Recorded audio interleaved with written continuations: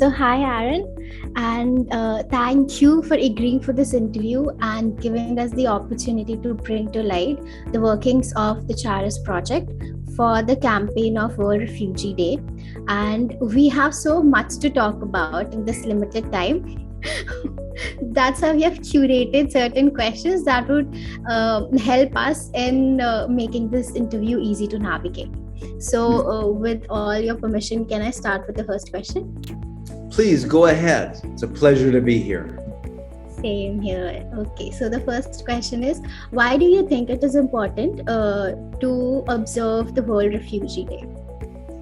I honestly don't. There are some things that I don't understand, and I have questions in my own mind, and I tend to be sometimes more honest with people about things that I don't understand. And I honestly don't understand the purpose of celebrating World Refugee Day, because I'm more interested in actually helping refugees. And I haven't ever been able to find metrics on the difference to actual refugees that celebrating the day makes. I know it's a great opportunity for virtue signaling. It gives an opportunity for all different kinds of stakeholders to say, yes, we're about this. We love it. But there's no state actor or major player donor that is not already aware of the situation of refugees. And I don't think, maybe I'm wrong about this, but I don't think that a day of awareness will shift any of their funding or policy priorities.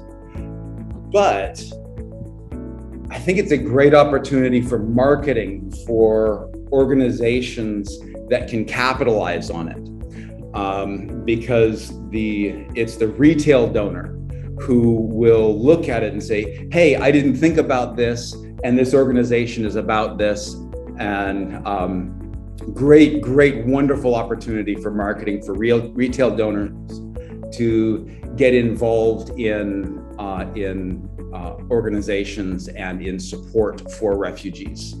I'd be really curious and in seeing metrics for the difference celebrating World Refugee Day has made to actual refugees. I'd be really interested to see that. I just haven't been able to find. You correctly mentioned, I believe the main cause of this is using the word celebrate for something like this, which is not at all a reason to celebrate in the first place.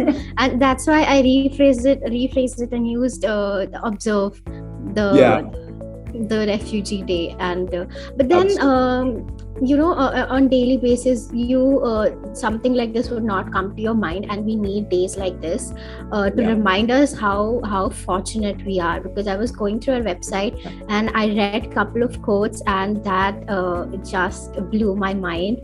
So I read one of the quote that said that making a child stronger is easier than fixing a broken man. So that completely makes sense, and maybe that's the reason we need days like this. Bringing awareness and for the peoples whose minds aren't already made up. It gives an opportunity for an organization such as the Charis Project, such as Goodera, working with all of our stakeholders together to say, hey, remember there's this issue. Remember, there are people who need this. So yeah, I can see that. It's good to see that. It's good to see, be reminded for the people who can forget. I know my memory is not 100%. I know that's actually sad. And I would like to know how the Charis Project is helping people who have been dislocated or displaced from their home. Almost all of our clients, all the communities and families that we work with have been displaced. Almost all of them are displaced from the nation of Burma, Myanmar, on the basis of the degradation and destruction of the past 70 years of civil war. I like how you put that in terms of people who have been displaced rather than refugee, because refugee is kind of a sticky word. It's something that we have to work on how we use it, because here on the border between Thailand and Burma, there are a number of refugee camps. We've got an office of UNHCR here in our town, and refugee can mean anyone fleeing conflict or destruction or natural disaster or things like that. Or it can have the more technical meaning of someone who has gained specific UN refugee status, which is a much higher bar to reach, much more difficult politically and logistically. But yes, we work almost exclusively. We work with some native Thai communities, but mainly we're working with people displaced out of Burma. And so it's the non-camp, we say the non-camp refugee community. And so nearly everyone we work with is a refugee out of the 70 years of armed conflict, state-driven destruction of Myanmar over the past 70 years. However, no one that we actively work with has refugee status. They would be classified generally as migrants because they've just come over the border trying to make a better life, run away from, whether it's from conflict or economic destruction or whatnot, because they're not in the refugee camps living off of UN rations, living off of camp rations, and free schooling and other support they would get in the supported camps. They've fled and they're working to make a better life for themselves and their families on their own 2 feet. And they are working they've come out with the mindset of, we're going to come out, we're going to be as strong as we can and work to be stronger so that we can return to our country stronger than we left. And so almost everyone we work with thinks of themselves as temporarily displaced. They want to go back. They want to go back and bring whatever strength they're able to gain back into their country to rebuild it and strengthen it. And a migrant is often the unsung refugee. And this is something that has come out of conversations with our Myanmar staff, our Burmese staff here on the border. And there's so much policy, so much state actor and INGO focus on the technical refugees that the migrants are neglected and they're forgotten. They say they're the unsung refugees, the forgotten refugees.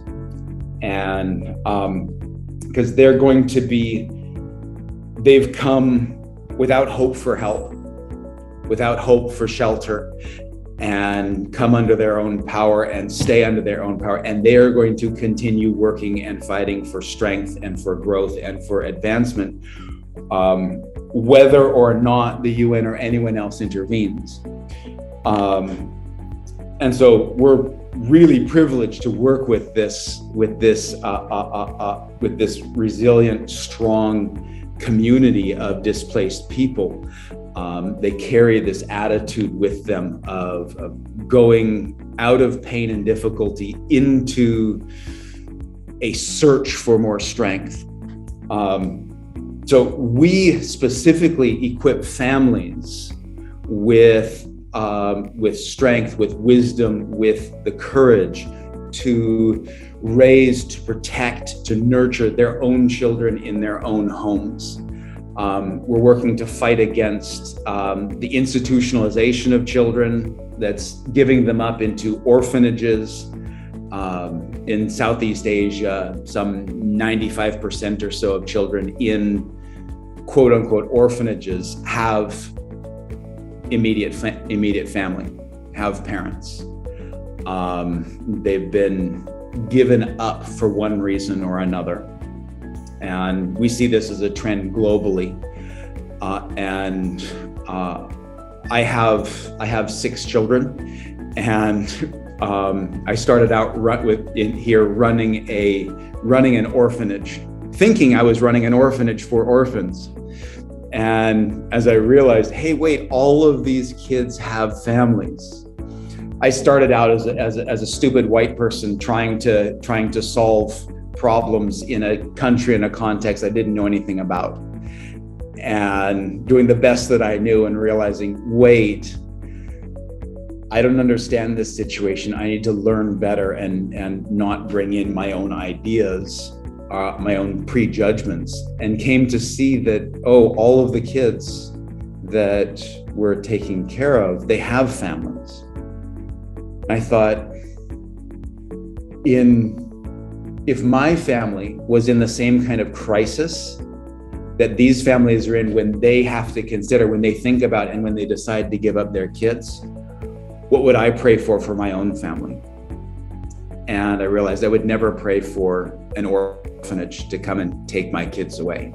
I would never pray for that for my own family. And from that, I thought, okay, wait, what would I pray for my own family? And I said, well, I would pray for a strong community, a wise friend, someone to stand beside me and to walk with me, to hold my hand and help me and my family to stand up strong and walk through the crisis together, to be in strength on the other side of the crisis together as a family. And so we started running programs. We started developing programs to heal and strengthen and equip families with wisdom and courage to have the confidence and the tools to raise their own children in their own homes, as we say, to be the heroes they were created to be, they were born to be.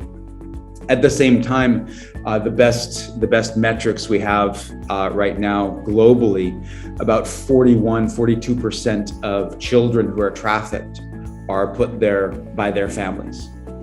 I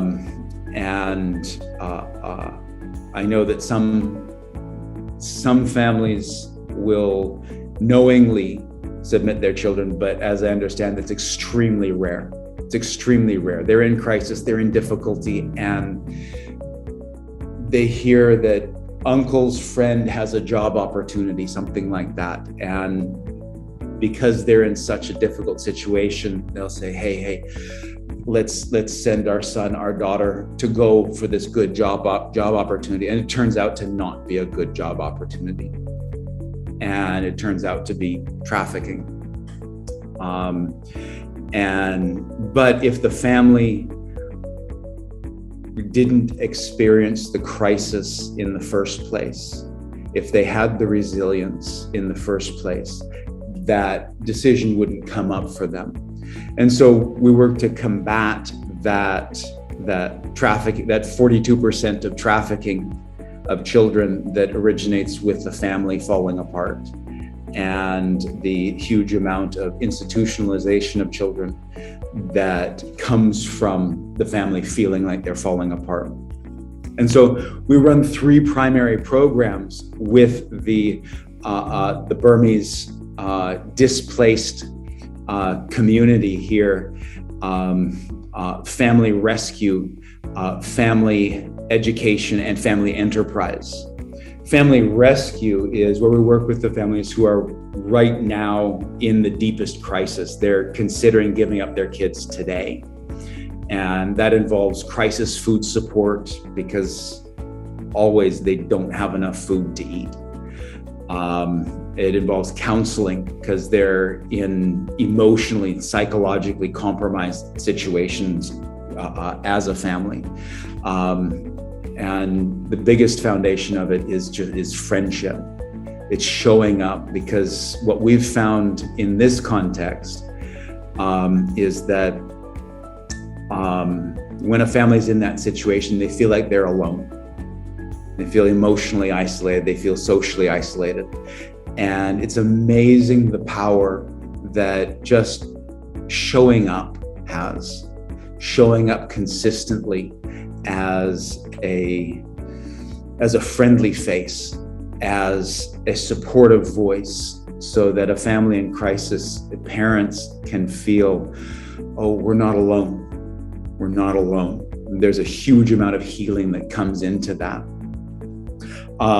Then family education, we provide a suite of curriculum that we've developed that works in key areas that make for a resilient family. Things like women's health, pregnancy, and childbirth. Because pregnancy and childbirth are one of the biggest, most critical leverage points and one of the most scary points in the life cycle of a family.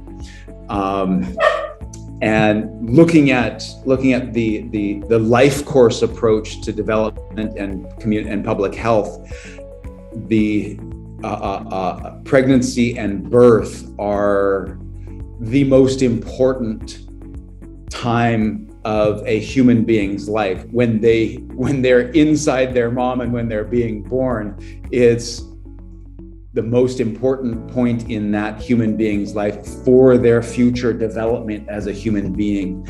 And so if we're able to impact a family at this critical point in the life cycle of the family, and in this critical point in the development of the human being going forward, we're able to have huge positive leverage on society and culture for generations. So women's health, pregnancy and childbirth, early childhood development, helping parents learn the skills and the mindsets for interacting with their children when they're very small, to bond with their children, to communicate with their children, so their infant to 1-year-old grows the biggest brain possible. The infant's brain almost doubles in size from birth until their first birthday, but that only happens with this attached, loving interaction with their primary caregiver. And so if a baby is neglected, if it's not interacted with, that human being's brain never develops properly and fully. And there's a lot of psychological development, emotional development, immune system development. All of those things are taking shape in those early days. And so when we train families in how to interact with their babies, it's not only bringing resilience to the family structure, it's also, again, a critical leverage point, impacting for the next generation. Positive parenting is another curriculum that we run. It's methods, techniques, mindsets for raising your children and discipline in the household that's by global best practices standards not abusive. Because I grew up with a good dosage of spankings, and to a degree I appreciated it. But we all know that in all cultures there are situations where that gets a bit out of hand. And normally that's because the parents were raised in that way, and that's how they understand. This is how you raise kids. They've never learned anything different. And so we work to give other options to parents to raise the strongest, most resilient, most optimistic, powerful children possible. So that's family education, training families in those things. And then family enterprise, that's where we deal with money.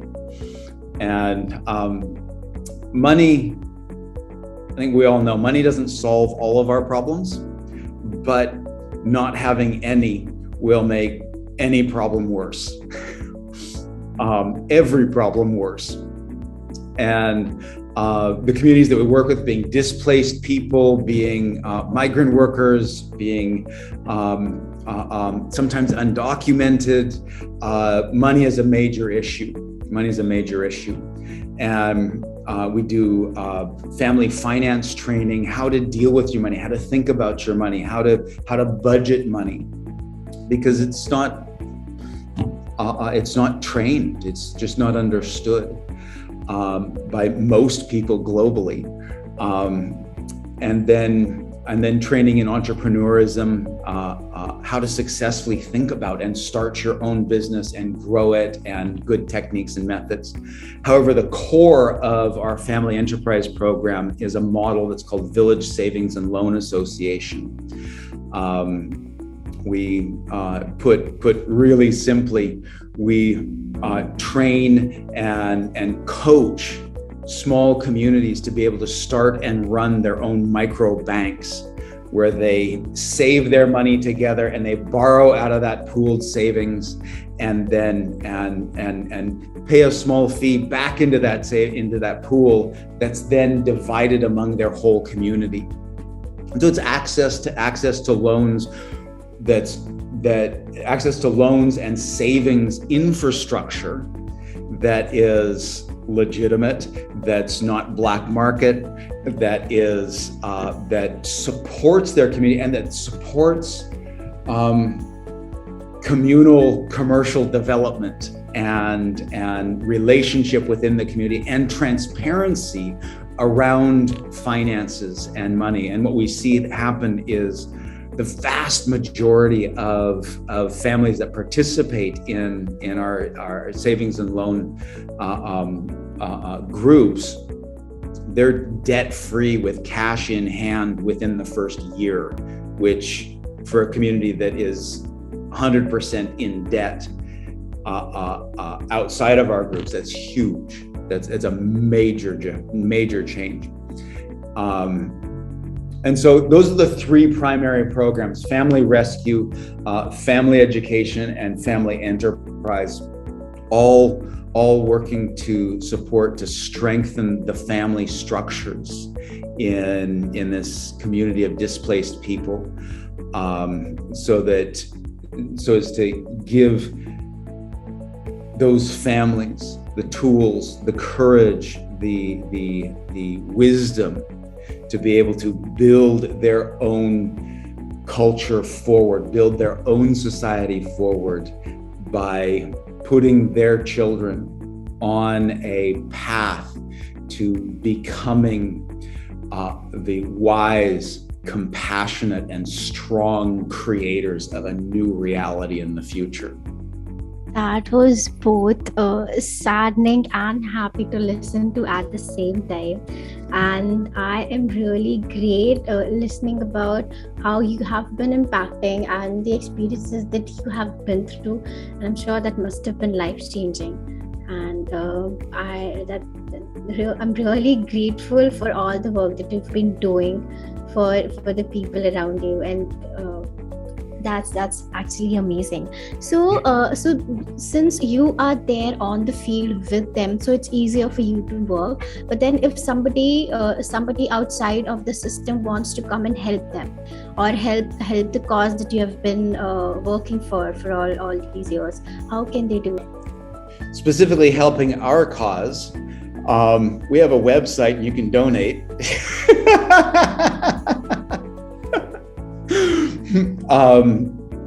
Helping the refugee cause in general, So many countries, so many places around the world accept refugees, and so many communities have displaced people living in them. And as a general call, I would say, take the time, go out and intentionally make friends with families who are displaced. Make friends with families who are displaced. They're in a difficult, confusing, painful situation, and they're trying, and they need help, and they need friends, and they need community around them. And very often, most often, they're particularly confused being in a culture, in a society that they don't know, that's foreign to them. And they need that friendship, and they need to understand what's going on. There are a lot of great organizations that are doing that, helping with that, but having a personal friend and the gratification of making personal friends with displaced people, with refugees, is huge. It's huge. So I would encourage anyone to go and find people in your community. Keep your eyes open and find people in your community who are displaced, and make friends with them. Make friends with them, show them around, help them get settled, help them understand the culture and the community and the society that they've come into. Because they're displaced because they came from a difficult place, and now they're in another difficult place and trying to settle, trying to make the best of the situation. Perfectly said. And what do you feel, what kind of impact the global refugees have on the world economy? The refugee crisis have on the world economy. This is a little bit more spicy. The global refugee crisis has a bad impact on the global economy, but apparently not bad enough, because it's not bad enough for the actors involved to see the actors involved in creating the crisis, the various crises globally, they see the economic impact as an acceptable cost of their ongoing engagement in conflict and the degradation of their nations, their regions.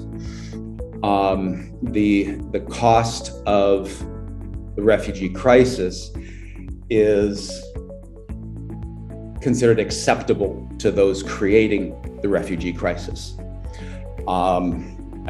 This includes state actors, sub-state actors, business interests, etc. But part of it, I think, is because there's no meaningful accountability for those actors, because refugees, by definition, are an externalized cost. It doesn't cost them, except it's in the long run, the population loss, the brain drain, the degradation of a nation, of a region from the exit of refugees, that affects productivity, it affects infrastructure, it affects education, and it can be extreme, but that's a problem for future regimes, and it's a problem for future shareholders. So the cost is effectively arbitraged, both temporally and geographically. So other people bear the cost, whether it's someone in the future bears the cost to our country. Say, for example, Burma, there's so much skill, so much knowledge, so much productivity, just in an economic sense, that is escaping Burma because of the current degradation. And that is an acceptable cost to those who are instigating the problem. And in the long run, it will cost the nation. It is costing the nation, and it will cost the nation a lot over the years. But that's a future regime's problem. And it's the problem of people outside the country trying to support and trying to help the refugees. So it's not an active problem for those who are creating the crisis. And I believe that kind of structure exists more or less globally. That is a sad reality, because it's something that's put on the future governments, even though they themselves are responsible for creating the crisis in the first place. So, Aaron, with this question, we have come to the end of the interview. And thank you so much for shedding so much light on the crisis that we have been facing, and the ways that we can help, which is as simple as going and talking to them, making friends with them, something, because you don't need to move mountains to help people. Sometimes you just have to go and talk. That it's as simple as that. And if you have any questions that you'd like to ask, I would like to say thank you so much. Thank you so much to you and to Goodera for the work that you guys do in connecting business, connecting industry to really, really wonderful causes. Not just the Charis Project, but so many wonderful, wonderful causes. Thank you for the work that you guys do. And thank you so much for giving me the opportunity to speak with you today.